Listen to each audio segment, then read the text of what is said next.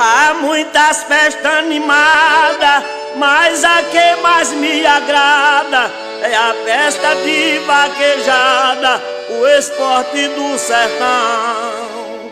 Vaquejada me influi, meu prazer não diminui, e a uma delas que fui, voltei cheio de emoção.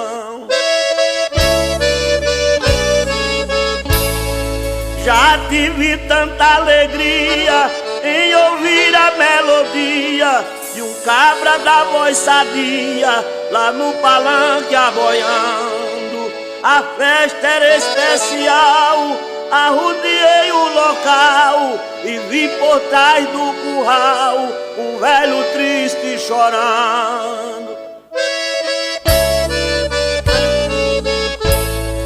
E eu por curiosidade, ô meu velho, por bondade, me perdoe por caridade, o que vou lhe perguntar?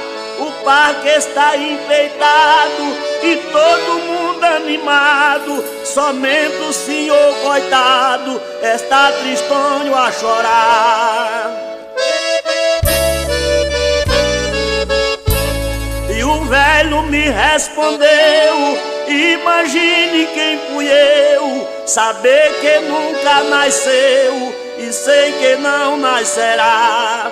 Um vaqueiro tão famoso, destemido e caprichoso, elegante e vaidoso, e não posso mais campear.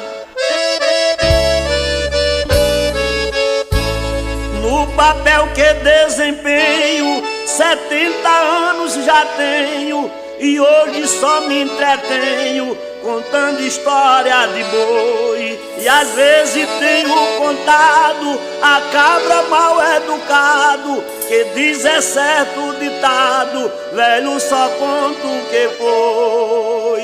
E às vezes tenho contado a cabra mal educado, que diz é certo o ditado, velho só conta o que foi.